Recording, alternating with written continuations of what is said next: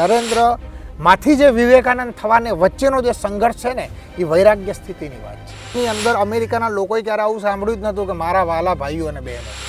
વિદેશની અંદર જે ભારતની છાપ હતી એ સમયની અંદર એ ફક્ત એવું હતું કે હિન્દુ ધર્મ એટલે સાપ સપેરાઓનો દેશ.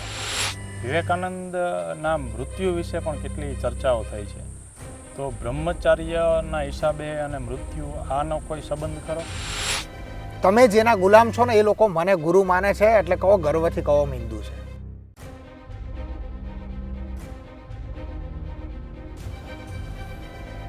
મોજ મસ્તી મનોરંજન અને માહિતી એટલે મોજે ગુજરાત. સ્વાગત છે સૌ મિત્રોનું. અને હું જેની સાથે છું એ આપ નિહાળી રહ્યા છો પૂજ્ય હંસગીરી બાપુ. અગાઉ પણ ઘણા વિડીયોમાં બાપુએ ઘણી બધી જ્ઞાનની, શાસ્ત્રોની, ધર્મની, સંસાર જીવનની, સામાજિક જીવનની, સંન્યાસ પરંપરાની ઘણી બધી વાતો કરી છે. ફરીથી આજે ઘણા સમય બાદ બાપુને મળવાનો અવસર પ્રાપ્ત થયો અને ઘણા મિત્રોએ બાપુ તમને ખૂબ નિહાળ્યા, સાંભળ્યા, ખૂબ મજા આવી કે ચાલો ક્યાંકથી તો કંઈક મળે છે અને અમને ગમે છે એવું મળે છે. તો લોકોએ ખૂબ સાંભળ્યા.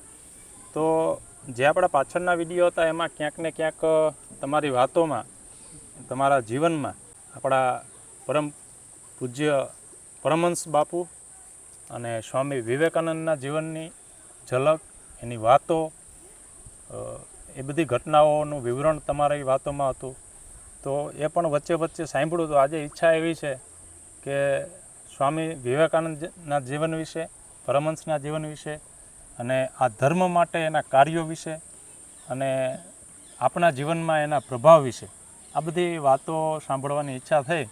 તો સૌ મિત્રોને અને મને પણ આના વિશે થોડી માહિતી આપશો, થોડી વાત કરશો તો અવશ્ય ગમશે બાપુ. ઓમ નમો નારાયણ દર્શક મિત્રોને અને આપને પણ ઓમ નમો નારાયણ. મારા ગુરુના આશીર્વાદથી મને સ્વામી વિવેકાનંદ અને રામકૃષ્ણ પરમહંસ સાથે કહેવાય ને કે દરેકને સાધકો હોય ને દરેકને અલગ અલગ ખોરાક પસંદ આવે. જી બાપુ. તો ગુરુ કૃપાથી અમને સ્વામી વિવેકાનંદ અને રામકૃષ્ણ પરમહંસનો જે આધ્યાત્મિક ખોરાક છે ને એ ખૂબ પસંદ આવ્યો છે અને એના જીવનની તમે વાત કરી એટલે મને પણ ખૂબ આનંદ આવ્યો. તો વિવેકાનંદ અને રામકૃષ્ણ પરમહંસના એક પ્રસંગની આપણે વાત કરીએ.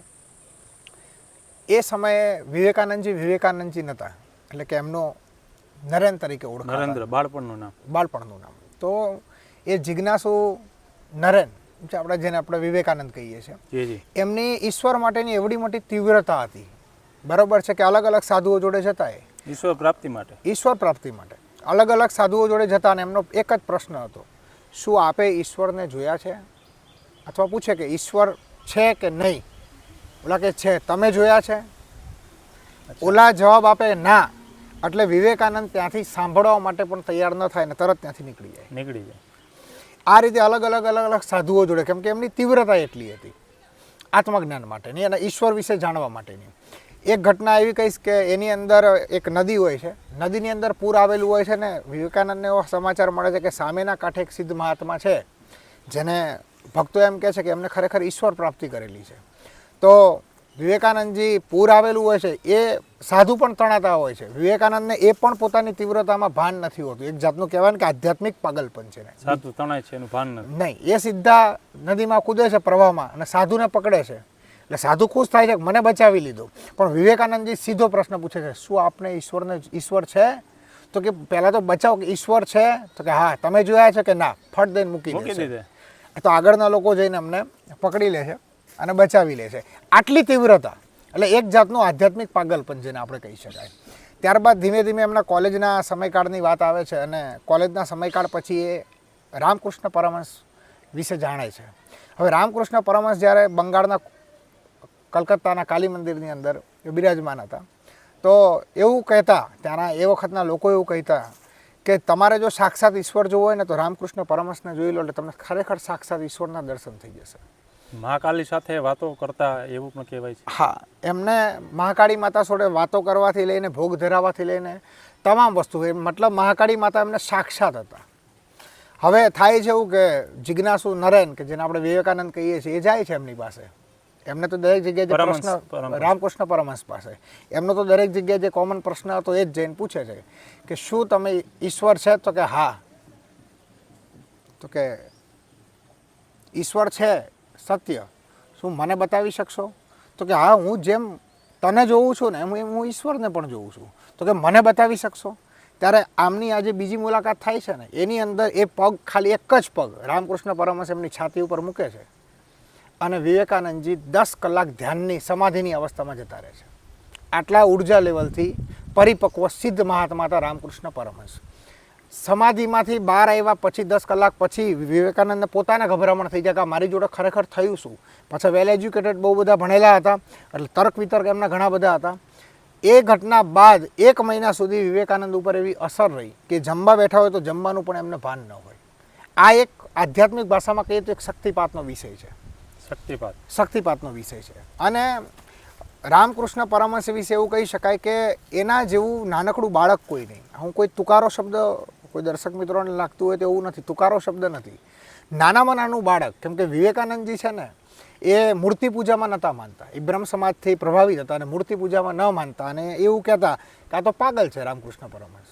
મૂર્તિની પૂજા કરે છે. હા, મૂર્તિની પૂજા કરે છે. હું તો તમારું કે પાગલ પણ જોવા માટે આવું છું. આવું થતું એટલે રિસાઈ પણ જતા રામકૃષ્ણ પરમહંસ અને નાનકડી પોતળીને આમ નાખી અને મા કાલી જોડે નાનકડું બાળક રિસાઈને કેમ જતું હોય એમ મા કાળકા જોડે સીધા પહોંચી જતા અને મા કાળકા જોડે એમની જે સાક્ષાત હતા ને એમના જોડે જે એમનો વાર્તાલાપ થતો એ પાછા હસતા હસતા બહાર આવે ને કહે છે નરેન તું એક દિન, એટલે કે તું એક દિવસ છે ને ચોક્કસથી મા કાળકા વિશે તું માની જઈશ.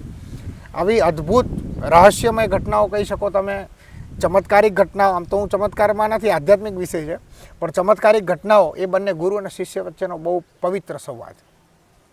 વિવેકાનંદજી અમેરિકા જે ધર્મ પરિષદમાં જાય છે શિકાગોની અંદર, અને આખો વિશ્વ ત્યાંથી મતલબ હિન્દુ શાસ્ત્રો વિશે વધારે જાણે છે. આ વાત છે ને 1893 આસપાસ, 1893ની વાત છે.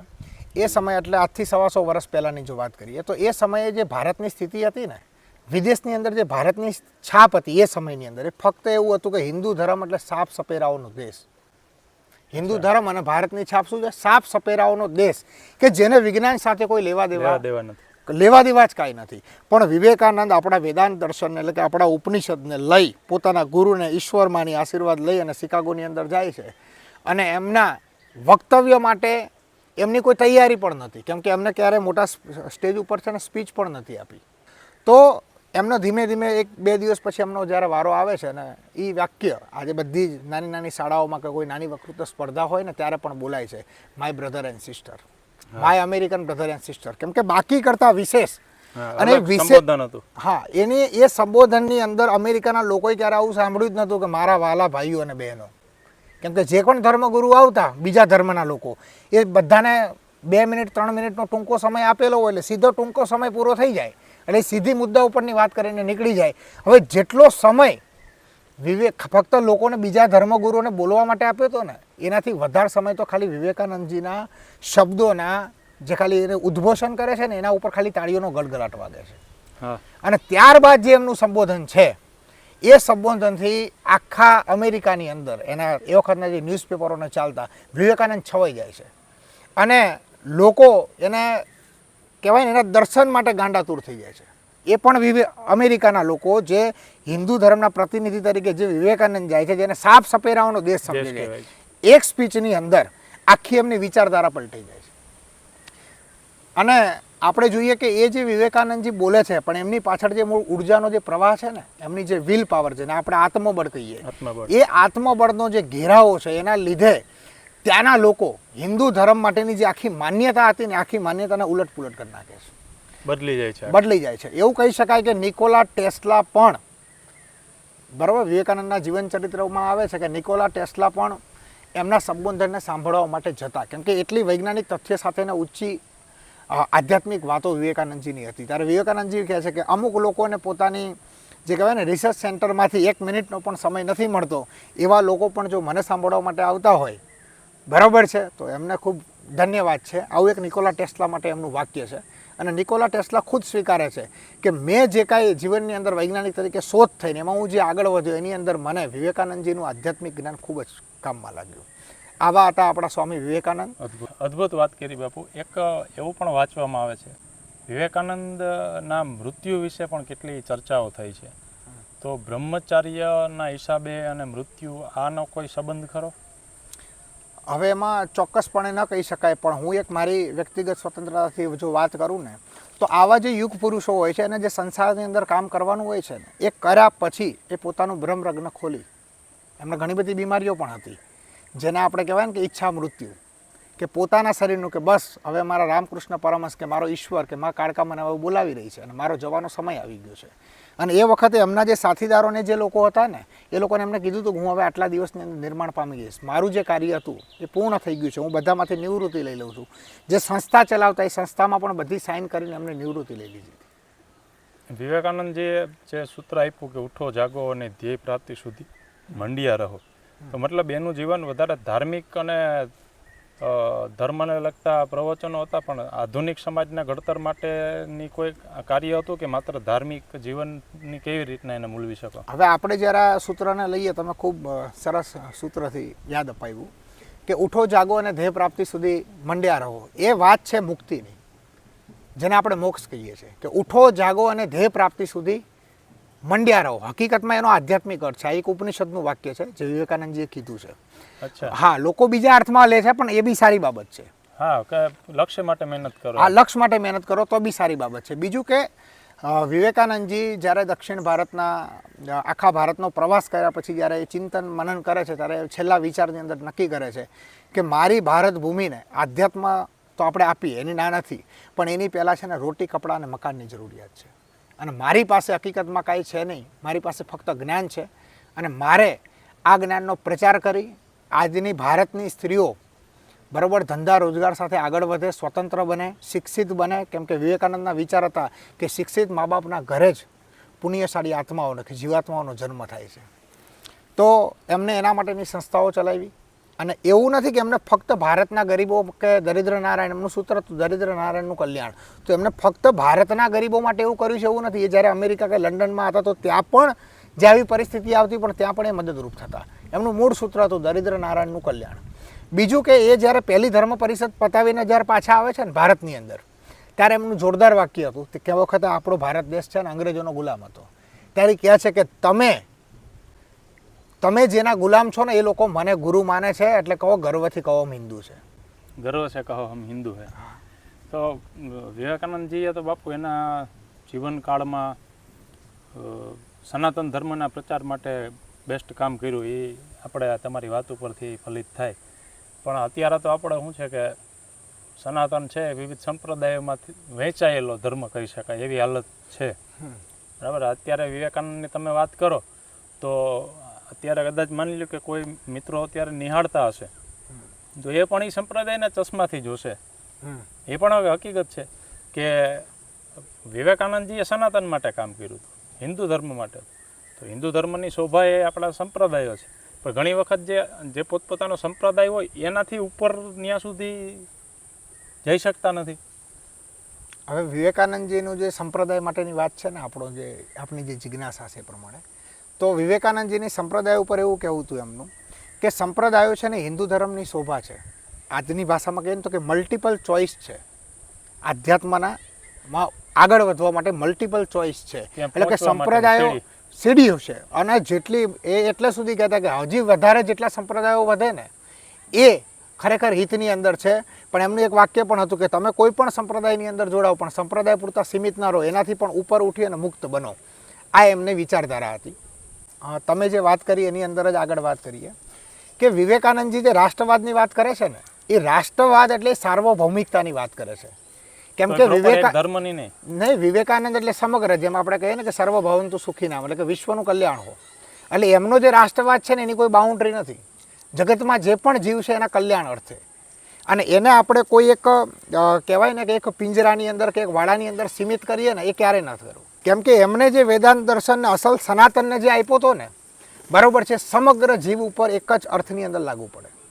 એટલે સાર્વભૌમિકતાની વ્યાખ્યા આપી હતી ત્યારે જ. નહીં તો તમે વિચારો કે ઈસાઈની કન્ટ્રી હોય, એ વખતે વૈજ્ઞાનિકનો યુગ હોય, બરાબર છે, વૈજ્ઞાનિક મતલબ ટેકનોલોજી ડેવલપમાં હતું અમેરિકા, ઔદ્યોગિક ક્રાંતિની શરૂઆત હતી બધી. શરૂઆતો હતી, છતાં પણ વિવેકાનંદને સ્વીકાર્યા હોય એ લોકોએ એટલે હદ સુધી કે એમને જ્યારે ઈસાઈ મિશનરી ઉપર વાત કરીને ત્યારે ત્યાંના ઈસાઈના લોકો એ ત્યાંની ઈસાઈ મિશનરીના વિરુદ્ધમાં આવી ગયા હતા કે તમે ભારતના જે હિન્દુની ભોળી પ્રજા છે એને તમે નાના મોટા ખોરાક આપી કે નાની મોટી લાલચ આપીને તમે ધર્મ પરિવર્તન કરો છો, તમારા ઉપર લાંછન છે. ત્યાંના ઈસાઈઓ ત્યાંના ઈસાઈની મિશનરીના વિરુદ્ધમાં આવી ગયા હતા.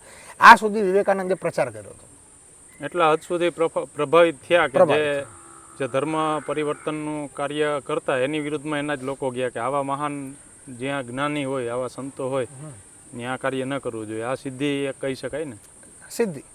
બીજું કે એમના જીવન ઉપર જો બીજો પ્રકાશ કરીએ ને તો એક વિદેશની ઘટના લઈએ કે એક કોલેજના લેક્ચર પછી એ બહાર ચર્ચા કરતા હોય છે તો એક સુંદર મજાની સ્ત્રી છે દેવી, એ ત્યાં એમને નિખરતાથી મતલબ એકદમ જોઈ રહી હોય છે કેમ કે નવજુવાન વિવેકાનંદજી, સ્વાભાવિક વયનું આકર્ષણ. હા, તો એને નિરખી રહી છે. વિવેકાનંદને પણ ખ્યાલ છે કે મને જોઈ રહ્યા છે.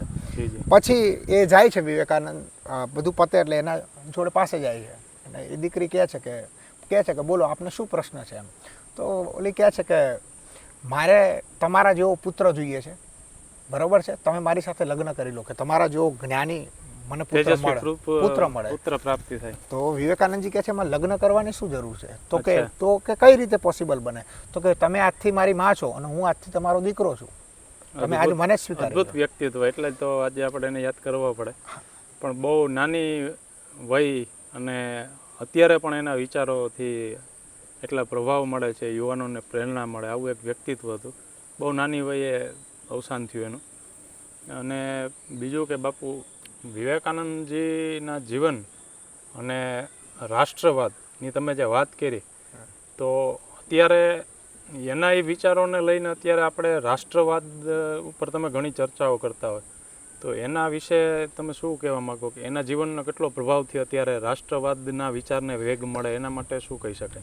હવે અત્યારે એમની જે સંસ્થા છે વર્લ્ડ લેવલે ચાલે છે, બરાબર છે, અને આધ્યાત્મિક ઉન્નતિની સાથે જે આર્થિક ઉન્નતિ છે એના માટે બી પ્રયાસ થઈ રહ્યા છે. અને આજની પરિભાષામાં કહીએ તો એમના શબ્દો હતા કે જેટલો પુરુષોનો અધિકાર છે એટલો સ્ત્રીઓને હોવો જ જોઈએ, અને સ્ત્રીઓ સૌથી વધારે પવિત્ર નારીઓ કે જો ભારતની અંદર આવી કાર્યશીલ રહી તો આધ્યાત્મિક ક્રાંતિની સાથે ભૌતિક ક્રાંતિ પણ આવશે, આવી વિચારધારા સાથે હતા. સ્ત્રી સશક્તિકરણનું પણ ઉદાહરણ કહ્યું. સ્ત્રી સશક્તિકરણનું ઉદાહરણ એટલે વિદેશની અંદર એક વખતે કોઈ મજાક કરતા વિવેકાનંદજીને પૂછે છે કે તમારી જે ભારતની સ્ત્રીઓ રહી હાથ કેમ નથી મિલાવતા, આપણા હેન્ડસેટ કરવાનો જે રિવાજ વિદેશની અંદર છે ને, હા, તો કહે છે કે તમારી રાણી એલિઝાબેથ છે કોઈના જોડે હાથ મિલાવે ખરી? તો કે ન મિલાવે. તો કે અમારે બધી ભારતની જેટલી પણ નારીઓ રહી ને બધી મહારાણી છે, એ હાથ ન મિલાવે. અદ્ભુત વાત કરી બાપુ. તો આવા હતા વિવેકાનંદજી. ક્યારેક આવા સંતો પાસેથી વાત સાંભળીએ અને બધાને વિનંતી કરીએ કે વિવેકાનંદજીને કોઈ એક સંપ્રદાયના વાળામાં ના જોતા. ઘણી વખત એવું થાય બાપુ, આજ હું તમારી સાથે ચર્ચા કરી રહ્યો, જે લોકો ડાયરેક્ટ વિડીયો જોવા આવ્યા હોય, કદાચ તમારા જૂના વિડીયો એને ન જોયા હોય, તમારા વિચારોની ખ્યાલ ના હોય, તો ઘણી વખત એ એવું પણ માની લે કે હું કોઈ સ્વામી વિવેકાનંદ મેમોરિયલ ટ્રસ્ટના કોઈ સાધુ સાથે ચર્ચા કરી રહ્યો છે એટલે આ બાપુ વિવેકાનંદજીના જીવનનો પ્રચાર કરે છે એવું માની લે છે. હકીકતમાં ભારતના દરેક નાગરિકે એની મહાનતા અને એના ગુણગાન ગાવા જોઈએ.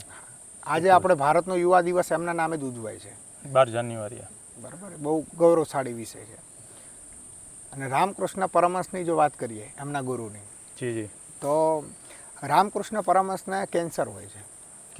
કેન્સર હોય છે. તો એના ભક્તો જે સ્વાભાવિક પૂછે કે મા કાળકા તમને જો સાક્ષાત પ્રગટ થતા હોય, કે સાક્ષાત તમને પ્રગટ છે તો તમારું આવડું કેન્સર ન મટાડી દે? ત્યારે રામકૃષ્ણ પરમહંસ એટલે એકદમ હસતા હસતા મસ્ત જવાબ આપે છે, કેન્સરની અંદર પણ હસતા હસતા જવાબ આપે છે કે માં તો હું કહું તો પલવારની અંદર મટાડી દે એમ, પણ કે આ જીવનમાં આ વખતે હું ભોગવી લઉં તો આવતા ભવની અંદર ભોગવવું ન પડે ને, એટલે કે હું એને થોડુંક સહન કરી લઉં છું. આ એક કર્મના સિદ્ધાંતની વાત છે. બાકી દર્શક મિત્રો અને આપ જેવી રીતે લો. ના, તમે જે બાપુ હમણાં જ એક સોશિયલ મીડિયામાં પ્રેમાનંદજી મહારાજ પીળા વસ્ત્રો ધારણ કરીને જે બાપુ આવે છે ઉત્તર ભારત બાજુનું એના ઇન્ટરવ્યૂ આવતા હોય, એને એ પ્રેમાનંદજી મહારાજ લગભગ એ જ નામ છે, કદાચ મારી ભૂલ થતી હોય તો માફ કરજો, એને કિડનીની બીમારી છે. તો તો એને એવો પ્રશ્ન એની પોતે વાત કરી કે મને કયો પ્રશ્ન કર્યો કે તમારી પાસે એટલી સિદ્ધિ છે, એટલી સાધના છે, યોગ છે, તો તમે તમારી આ બીમારી માટે દવાખાને જાઓ, તમે કેમ તમારી સિદ્ધિ ને સાધનાથી શરીરને ટૂંકમાં બીમારી ભગાડી નથી શકતા? ત્યારે પ્રેમાનંદજી મહારાજે એવું કીધું હતું કે મચ્છરને મારવા અણુબોમ્બનો ઉપયોગ ના કરાય. વાહ, ખૂબ સરસ. એટલે કે અમારે આ શરીર પ્રત્યે અમારે કોઈ લગાવ નથી. બીમારી થાય તો થાય, ડૉક્ટર ઠીક કરે તો ઠીક કરે, ના કરે તો કંઈ વાંધો નહીં, શરીર તો છોડી દેવાનું છે, બીજું ધારણ કરવું, ને સિદ્ધિ હોય તો ના પણ કરે.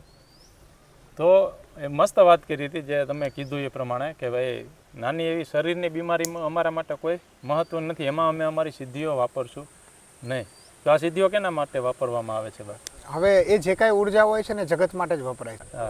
રામકૃષ્ણ પરમહંસજીને જે કેન્સરને છે બીમારી, તો ક્યાંક ને ક્યાંક સમાજનું દુઃખ પોતાના ઉપર લીધું હોય, બીજાનું કર્મ પોતાના ઉપર લીધું હોય, એ પોતે જાણતા જ હોય, કેમ કે આવા સંતો એ કરુણામય સંતો હોય છે. અને એ ઉર્જા જે કાંઈ છે એ સમાજના હિત માટે જ વાપરે છે. જેને આપણે સત્સંગ નથી કહેતા, સાધુના સંઘની અંદર આવીએ તો જીવનની અંદર પરિવર્તન આવે, કેમ કે એની ઉર્જા અને એના વાઇબ્રેશન ટચ થયા વગર રહે નહીં. બીજું કે સાધુ સંતોનો જે નિભાવ અત્યારે સંસારી લોકો જ કરે છે અમારો, તો એની સામે આશીર્વાદ રૂપી કે જે કાંઈ હોય એ અમારે વાપરવું જ પડે. એ ઉર્જા તો વપરાતી જ હોય છે, અને ત્યારે જ એ સમાજ અને સંસારી જે સંસારી અને સમાજના લોકો છે અને સાધુ વચ્ચેનો જે સમન્વય છે એકબીજાના જોડાણથી સિક્કાની બે પાસાની જેમ જગતની અંદર ચાલે છે. તો અદ્ભુત વાતો કરી બાપુ. છેલ્લે એકાદો પ્રશ્ન એ પણ જે સાંભળવા મળતું હોય એ પણ પૂછી લો જિજ્ઞાસાવશ, કે સ્વામી વિવેકાનંદજીને પણ મા કાળકાનો સાક્ષાત્કાર થયો હતો, તો એ જે ઘટના છે એના વિશે થોડું વધારે જણાવશો તો મજા આવશે બાપુ. હવે એ વખતે એ જે સમય હતો ને એ વખતે સ્થિતિ એવી હતી કે વિવેકાનંદજીના જે મતલબ પિતાજી છે એ દેવલોક પામ્યા હતા અને ઘરની આર્થિક પરિસ્થિતિ ખૂબ નબળી હોય છે. વિવેકાનંદજી બધા જ પ્રયાસ કરે છે પણ ઘર ચાલી શકે એવી સક્ષમતા પેદા નથી થતી. આ એમના જીવનની ઘટના છે આર્થિક દ્રષ્ટિએ. તો છેલ્લે એ વિચારે છે કે આમ માનતા નથી કે ખરેખર સાક્ષાત કોઈ માતાજી આવી શકે કે સાક્ષાત દર્શન દે. હજી એમને રામકૃષ્ણ પરમહંસ ઉપર એટલો ભરોસો નથી, પણ તોય કારણવશ જાય છે એમની પાસે.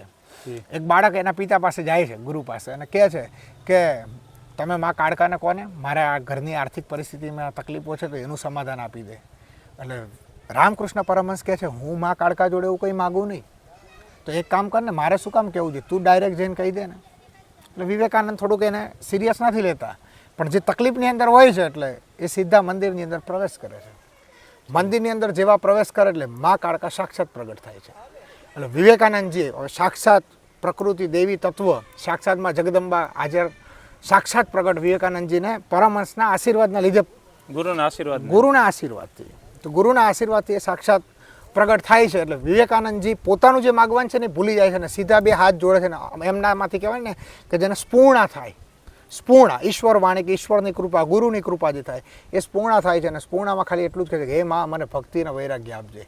એમ કહીને ગભરાતા જેવા પાછા આવે છે એટલે રામકૃષ્ણ પરમહંસ પૂછે છે બેટા માગી લીધું? હા, તો એ તો કે માગવાનું ભૂલાઈ જ ગયું. કે હવે શું કરું? તો કે ફરીથી જા. કે માં ફરી આવશે? કે હા જા. ફરીથી જાય છે અને ફરીથી માં સાક્ષાત પ્રગટ થાય છે. વિવેકાનંદજી ફરીથી કહે છે હે માં મને ભક્તિ અને વૈરાગ્ય આપજે. આ સિવાય એના મોઢામાંથી કોઈ શબ્દો નીકળતા નથી. ત્રીજી વખત પણ જાય છે અને જ્યારે ચોથી વખત જાય છે ને ત્યારે એમને પોતાની બુદ્ધિથી એક વિચાર કરે છે કે સમગ્ર સૃષ્ટિની માતા સાક્ષાત જો પ્રગટ હોય અને હું મારા પરિવાર માટે તુચ્છ આર્થિકતા માગું ને તો મારાથી મોટો કોઈ ભિખારી નહીં. એટલે માને ફરી કહે છે કે હે માં મને ભક્તિ અને વૈરાગ્ય આપજે. આ જે જીવનની ઘટના છે નરેન્દ્ર માંથી જે વિવેકાનંદ થવાને વચ્ચેનો જે સંઘર્ષ છે ને એ વૈરાગ્ય સ્થિતિની વાત છે. અદ્ભુત વાત કરી બાપુ. ઘણા બધા પ્રશ્નો લીધા રામકૃષ્ણ પરમહંસજી વિશે, સ્વામી વિવેકાનંદના જીવન કવન વિશે. તો બાપુનો જે જ્ઞાન ભંડાર છે એની જે વાતો છે ખરેખર લાગી આવે, આમ દિલમાં ચોંટી જાય ને એવા તમારા જવાબ હોય ને એટલે જ સાંભળવાની મજા આવે છે બધાને. તો ફરીથી બાપુ ખૂબ ખૂબ આભાર. મળતા રહેજો અને આવું જ્ઞાન પીરસતા રહેજો અમને અને અમારા જે મિત્રો છે જે અમને નિહાળે છે એ લોકોને આશીર્વાદ આપતા રહેજો. જય ગિરનારી બાપુ.